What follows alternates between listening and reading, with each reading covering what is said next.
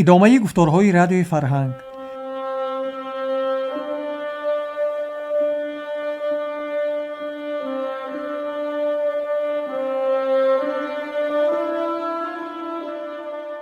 شنوندگان عزیز، حالا از سلسله خوانش بدیعی داستان استاد صدرالدین عینی داخونده را شنوید. گفتار 15.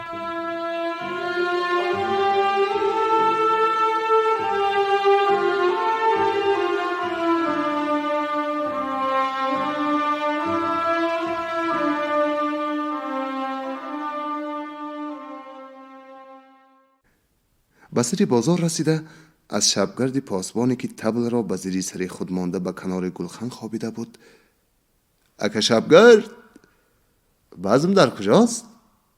گفته اسام الدین پرسید.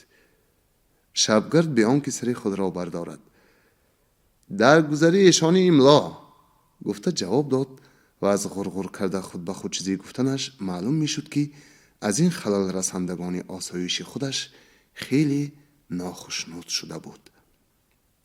بعد از ساعتی 2 شریک در بزم خواندند. روی حولی در غایت تنگی بود. آتشدانی که در زمین کنده به وی دیگی نیم مسجد را شنانده بودند و خروارهای هیزمشان که برای پختن آش فردا حاضر بودند روی حولی را فرا گرفته بود. در یک طرف روی حولی 2 سماور کلان یک مشقی در جوشیدن بوده. خدمتگاران پی در پی از خانه چاینک های خالی را برآورده چاینک های پوری در جوش را که به سر منقل کلان 12 خانگی ایستاده بود گرفته به خانه می در آوردند. سماورچی باز چاینک های خالی را چای انداخته دم کرده به سر منقل می نهاد. مهمانان ناگفت یا دایره خبر از بالای هیزم های یاران با احتیاط قدم مانده گذشته به در خانه رسیدند و سر را از درون کرده به تماشا مشغول شدند. بزمگاه یک خانه 9 بالار بود. به درون آن مردم چنان که در معرکه های مداحی آن زمان یا دانه بازی نشسته باشند پست و پیش و زانو به زانو نشسته بودند که جای سوزن زدن نبود. تنها در میان جای خانه حلقوار یک جای دالچینی خالی بود که در پایانش 3 منقل پرآتش بود.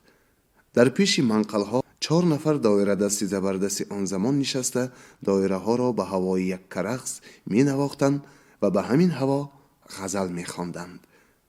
در میانه حلقه یک بچه امرد کاکلدار رقص می کرد و در نوبت خود با دایره دستان هم آواز شده غزل می خواند. یک نفر جوان تخمینا 25 ساله که میان خود را از روی بسته تگمه های یک ته کرته خود را کشاده و برای خرسندی یاران بر روی خود خاکه انگشت مالیده بود به دست خود یک شمع جایداری 2 تا 4 یک افروخته را گرفته پیش روی امرد رقاص نگاه می داشت. امرد به هر طرف که میل و حرکت کند جوانی شمعدار هم به حالتی که یک زانوی خود را به زمین نهاده زانوی دیگرش را راست می داشت بی آنکه شمع را از پیش روی امرد دور کند به آن طرف میل و حرکت می کرد. روغن شمع افروخته برای نمط آهکی که در سطح این گونه بزم ها پهن شده روغن شمع آلود شده بود مانند آبی که از نور آفتاب ریزد می شارید. مهمانان ناگفتی ما یک قدر استگی در بزم را تماشا کردند و با امرد رقاص به واسطه زدن چشم و پرانیدن ابرو گفتگو کرده لذت ها گرفتند. یکی از دهن مردان اهل بزم مگر ملا بودن این مهمانان را دانست که از جای خود راست خیسته اکا قاری در آن مرحمت کنیتان گفت. مهمانان عزیز هم قدر اشارت منتظر بودند و بدل خود از دوست یک اشارت از ما به سر دویدن گویان به آنکه سر خود را از در بیرون کنند کفش‌های خود را نکشیده پای خودها را در آن گرفتند و بی پشت مردم را زیر کرده به درون دوره گذشتند. کسی که اینها را با این قدر آدمگری سرفراز کرده بود مردم را به یکدیگر جفستر شنانده برای آنها از پیشگاه حلقه بزم جای خالی کرد. مهمانان ما برای آن نمط آهکی روغن شمع آلود مانند آنکه بر روی بستری اطلس پری قودار نشینند، با حضوری تمام دو زانو نشستند. امشب طالعی بزمگردانی ما تاخته بود. به بالای اینکه به درون خانه راه یافتند، چاینک چای هم از پیش ایشان کنده نمیشد. اگر یک چاینک خالی شود، برای آمدن چاینک دیگر تینگ تینگی سرپوش چاینک بسنده بود. اسام الدین به گوش حید گفت: اینها آدمان خوب ملا دوست بودند. ما را از چشم داشتمان زیادتر احترام کردند. یافتی آدم های نغزد را، گفته حید سخن شریک خود را انکار کرد و گفت: خرس ملا می شود از ضرب چوب گفتند. اینها هم از واقعه حولی شریف کچیری عبرت گرفتند. هفته گذشته به بزم توی وی ملا بچگانی دایره خبر شده رفته بودند و اینها را راه نداد. در یک ساعت مانند زاغان که بسری لاشه خود مردغون شوند، ملای بسیاری جمع شدند و به خانه او هجوم آورده در آمدند. لمپه های کلان آویزه را زده شکستند. خانه در گرفت. قالین های 10 گزه تکگی و کرپچه های یک اندازی محمل سوخت. اگر مردم تماشابین غیرت کرده آتش را فرو نمیشناندند، تمام خانه و حولی می سوخت. مگر فراموش کردی که مانند این واقع سال گذشته در گذر غازیان خودی ما هم شده بود؟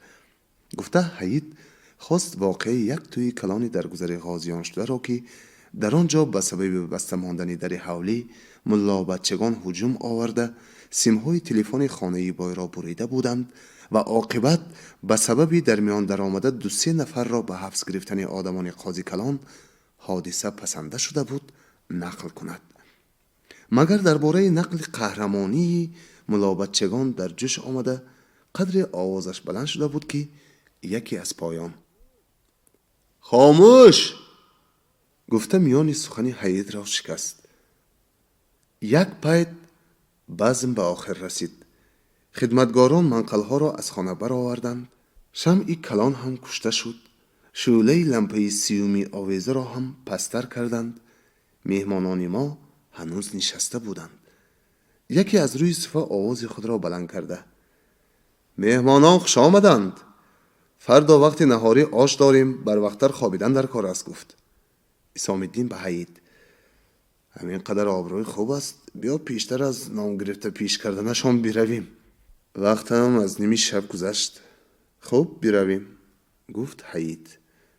همین که اینها از جای خود خیستند، یک نفر از اهل بزم: خوش آمدند تقصیرها، هر قدم ماندند بالای دیده، هرچی بگیلیک، گفت.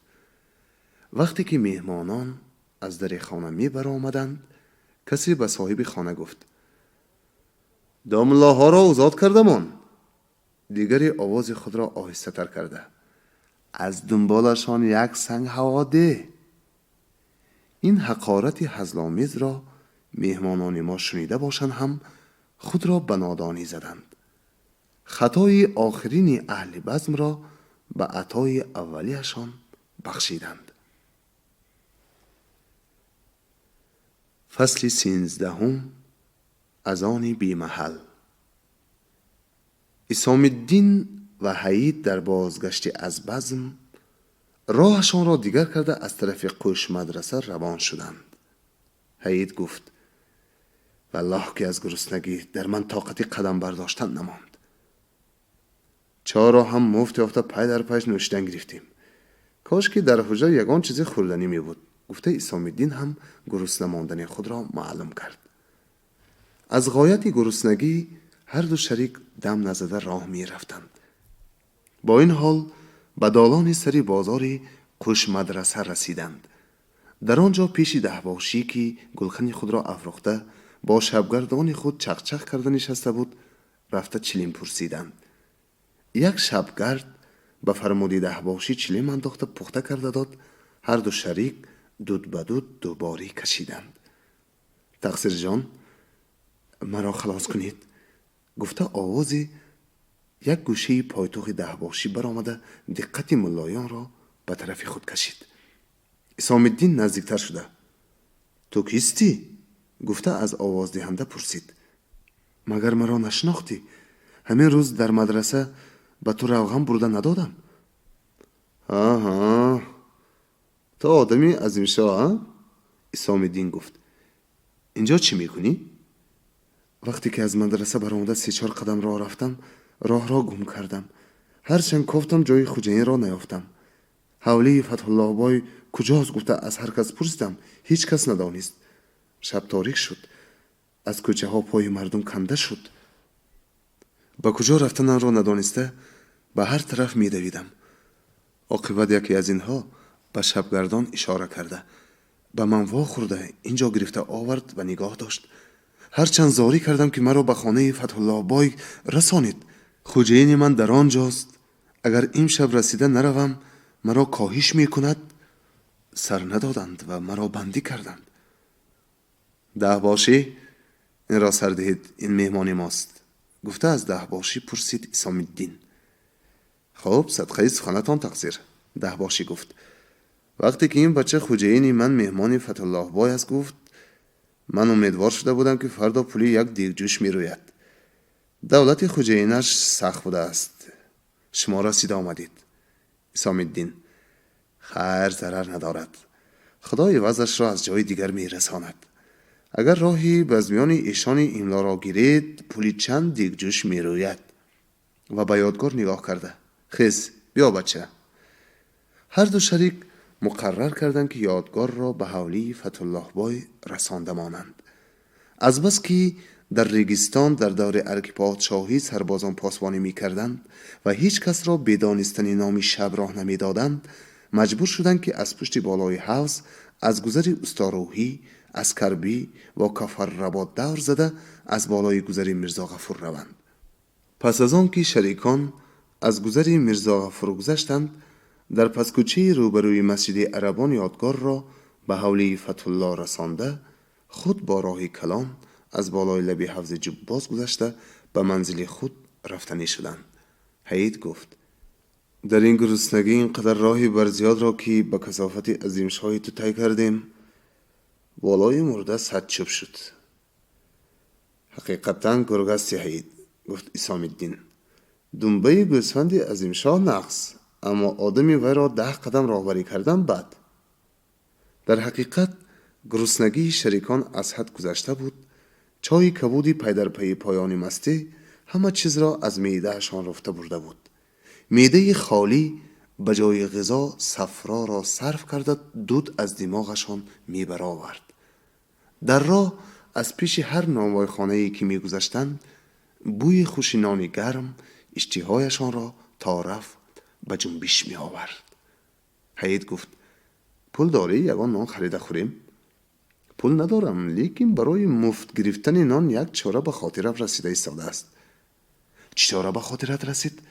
می دزدیم یا گدایی می کنیم؟ نه دزدی حاجت نیست، لیکن یک گدایی آدم شوندگانه می کنیم. گدایی آدم شوندگانه چگونه است؟ زود باش، هر چی می کنی کن که جانم به لب رسید. صبر کن، اول گویم. امروزها در شهر وبا پیدا شده است. ایشان قاضی کلام به مؤذنان امر دادند که برای دفع وبا شبها در کوچه ها از آن بی محل گویند.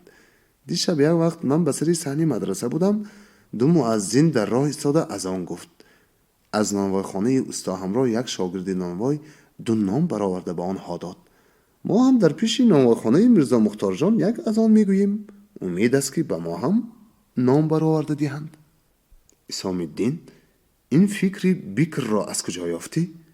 تیز تیز قدم که پیش از خوردن نان به پاهای هم جان در آمد. شریکان دوان دوان به پیش نانوای خانه آمده ایستادند و هر دو هم آواز شده یک اذان بلندی بر هوا گفتند. همین که اذان را به پایان رسانده در راه سر 2 پا نشسته دعای اذان را با ادای تجوید بلند می‌خواندند، در این نانوای خانه گشاده شد و یک شاگرد نانوای 2 نان تفتان را به دست گرفته برآمد.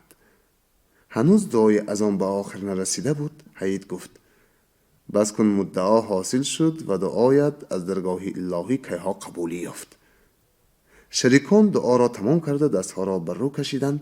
شاگرد نانوای هم نانهای گرم دستسوز را به اینها داده التماس دعا کرد. شریکان در حق شاگرد نانوای دعای کوتاهی کرده برای خود افتادند. یک نان را پاره کرده هر دو در وقت راه رفتن در 2 دقیقه نخاییده فرو بردند. نوبت به نان دویم رسید. حید گفت اگر 4 نان میداد 1 نوع پوشبند میشدیم، اما به این 2 نان لب گفت آمد، دهان گفت در آمد، شکم گفت به بالا چی چیز بود که به پایان نفر آمد. حید اگر گرگ 4 پا میشدی در دنیا گوسفند نمانده همه را میخوردید، یک عوام اخلاص کرده به تو نان میدهد، باز تو ناشکری کرده زیاد طلبی میکنی. اینها ساده‌اند که به من و تو نان میدهند، اگر چی بودن ما را دانند سنگ را نمیدهند که به سرمان زنیم. اینها احمقند. گفت حید کور نمکی کرده حقارت مده. اسام الدین گفت اینها احمق باشند هم من و تو را همینها سیر میکنند، با آبادی دنیا هم با همین هاست.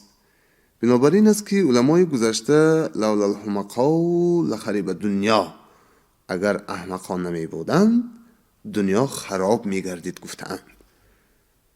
گاه فلسفه فروشی و گاه شوخی و بازی کرده هر دو شریک به مدرسه آمده رسیدند. از بالای نان گرم یک کاسگی آبی سرد را نوشیده به خواب رفتند. فردا ساعت 8 روز نکبت خوجه در حجره را تق تق زده اینها را از خواب بیدار کرد. ایشان جان، دیروز شما را بندی کرده بودند، گفته بودند چگونه خلاص شدید؟ گفت حید کسی که ما را بندی کرده تواند هنوز از مادر نرویده است. یوسف چی شد؟ هر دیمان را به قاضی خانه بردند. ایشان قاضی کلام به من نگاه کرده به یوسف گفتند در گور سرت، تو در زیر حمایت پادشاه اسلام زندگانی کرده عرق فروشی میکنی. به آدمی خود نگاه کرده بر این کافر را به زندان سپر. گفته امر دادم و گفتند که این را در زندان بندی کرده نگاه دارند، به جناب عالی عرض کرده حد شرعی میزنانند. ملازم یوسف را گرفته برد، مگر قاضی اشارتی کرد که مرا ملازم دیگری به زندخانه قاضی خانه برد و پس از شام میراخورباشی قاضی کلان به من آدم همراه کرده صحت سلامت به خانه هم فرستاد.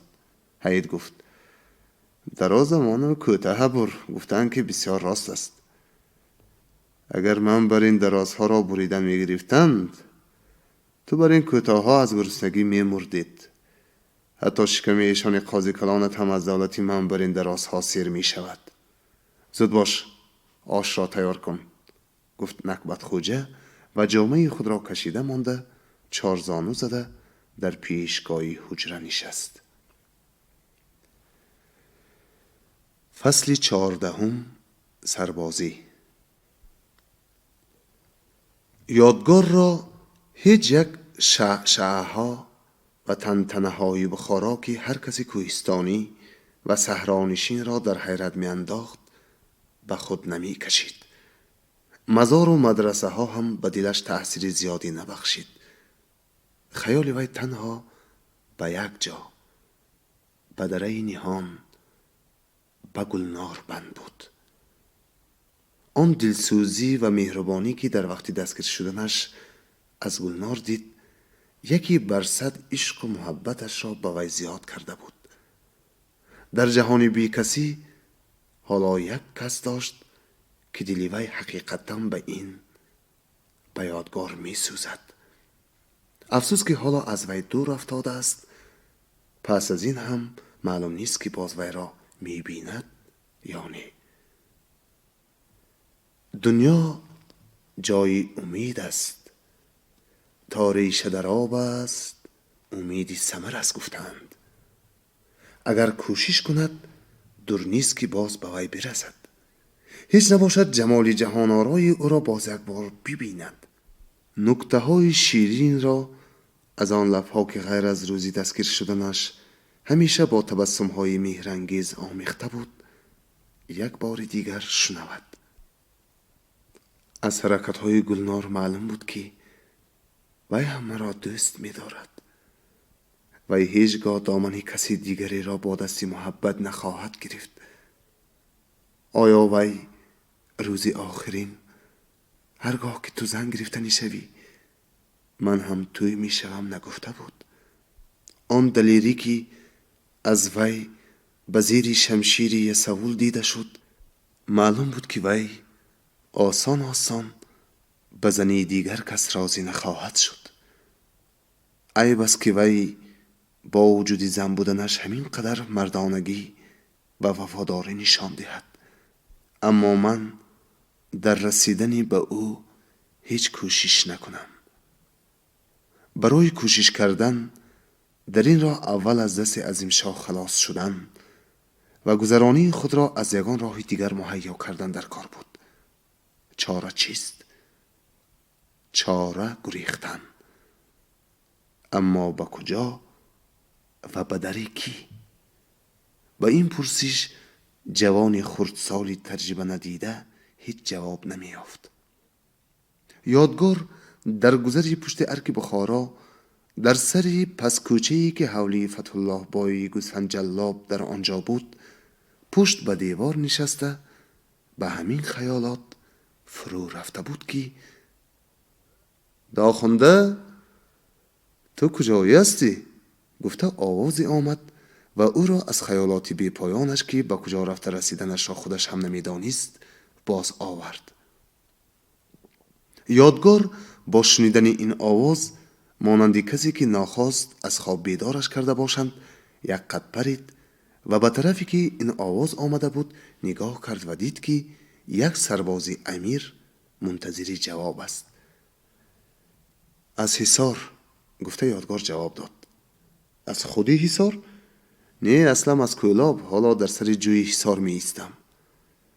آنجاها جاهای آباد است؟ جاهای آباد هم دارد، خراب هم دارد. انگور، خربوزه و دیگر میوه ها یافت می شوند؟ ها، هر خیل میوه ها هست. به نزدیکی ما آنجا خواهیم رفت، بنابراین احوال آنجاها را از تو پرسیدم. برای سوداگری می روی یا ملازمی؟ یادگار پرسید. نه، برای هیچ کدام اینها نه. ما سرباز جناب عالیم، همیشه در خدمت می باشیم. حالا از جناب عالی فرمان شده است که دسته ما به طرف کوهستان برود. از روی عادت باید ما در آنجا 2 سال بمانیم. این بار اول است که من به آن طرف ها می روم. آدم به سربازی امیر چگونه در آمده می تواند؟ یادگار پرسید. او سری کلابه کار خود را یافته بود. اگر ممکن باشد به سربازی امیر در آمده به طرف کوهستان رفتنی بود. ممکن بودن یا نبودن این کار را از همین سرباز که به طرف کوهستان رفتنی است فهمیدن در کار بود. بنابراین پرسش های خود را از همین را سر کرد. سرباز جواب داد. هر کس خواهد هر وقت به سربازی امیر در آمده می تواند. اگر من خواهم چی؟ تو هم خواهی در آمده می توانی؟ خوجه اینم به سرباز شدن من راضی نشود چی؟ اگر تو خواسته باشی پدرت، مادرت، خوجه اینت و هیچ کسی دیگر بازداشته نمی تواند. اگر به دسته شما که به کوهستان رفتن است در آمدن را خواهم قبول می کنند؟ البته قبول می کنند. من به دسته شما می درایم. تو به من راه نشان ده. من حاضر در اینجا پاسبانم. بعد از 1 ساعت به جای من کسی دیگر می آید. من آزاد می شوم و هر دو می رویم. پیش یوزباشی ما تو می شوی سرباز امیر؟ بسیار خوب، من از همین جا نمی جنبم. بعد از 1 ساعت سرباز از خدمت فارغ شده آمد و یادگار را همراه خود گرفته در گذری کافر رواد به حولی یوزباشی خود برد. وقتی که به در حولی یوزباشی رسیدند سرباز یادگار را پیش دروازه مانده. تا به یوزباشی عرض کرده برآمدن من تو اینجا باش، گفت و خودش به درون حولی در آمده به سیزخانه رفت. در آنجا در زینخانه یک مردی تخمینا 40 ساله که به پاهایش زنجیر زده بودند با چشمان پرآب نشسته بود. سرباز به این آدم نگاه کرده گفت تا کی به این حال می نشینی قربان؟ زمین سخت، آسمان بلند، علاجم چیست؟ می نشینم ده، گفت قربان. ما زودتر یگان آدم خریده دی، به کار بیچارگیت رفتن گیر. هیچ کس در اینجا از روی تو مه ندیده است. و من از کجا آدم میخرم؟ یک آدم چند تنگه، خودی من چی دارم؟ قربان به من گوش ده، گفت سرباز. یا دادرت را یافته میدهی یا یک آدم خریده میدهی و یا خودت سرباز میشوی. غیر از اینها دیگر راهی خلاصیت نیست. کاش که وی جوان مرگ به من دادری عینی باشد. تنها مادری وی را پدرم به زنی گرفته است. بعد از مردن مادرش و پدرم به من یک شخصی بیگانه شده رفت. خودش بی سر گشت. خودش آمده سرباز شده است. خودش گریخته است. به من چی که من به جای وی آدم خریده دیم. هرچی باشد حالا وی به تو نامی دادری دارد. اگر تو نمی بودی یکی از همدیهگانش را آورده سرباز می کردیم. کاری پادشاهی هزلکاری نیست. همین که کسی یک بار سرباز شد و ماهانه جناب عالی را خورد وی تا مردنش سرباز است. اگر وی گریزد به جای وی خیشش، اگر خیشش نباشد همسایه‌اش یا همدیهش سرباز می شود. اگر آدم خریده ندیهی خودت سرباز می شوی. چاره‌ای دیگری نیست. به حال من رحم کنیدان. قربان گفت من 3 بچه صغیر و یک زنی مشتیپری سیاه سر دارم. در بساطم غیر از 2 تناب زمین و این دستهای قبله زده دیگر چیزی ندارم. اگر یک روز نجنبم بچگان من از گرسنگی میمورند. من سرباز شوم حال آنها چی می شود؟ هیچ کس کفیلی بچگانی تو را نگرفته است. حاضر تو سرباز می شوی. بعد از آنها میمورند یا زنده میمانند و یک گپ دیگر است. قربان تو میخواهی با این گوشنپرزوری ها و ضعیف نالی ها خود را خلاص کنی. لیکن دانسته باش که با گوشنپرزوری از جناب عالی نان خورده نمیتوانی. اگر تو فریبگر و قلاب نباشی هیچ نباشد 300 تنگه یافته نمیتوانی که یک آدم خریده دیهی. و با 300 تنگه هیچ کس به سربازی راضی نمی شود. کمش 1000 تنگه میپرسند. اگر کار با 300 تنگه بود میشد من که ها زمین خود را به یگان سودخور گرو کرده آدم خریده میدادم و خود پسی بیچارگی خود میرفتم. به 300 تنگه یافته دادن قول دی من در حال آدم یابم. من 1000 بار راضی شما آدم یابید.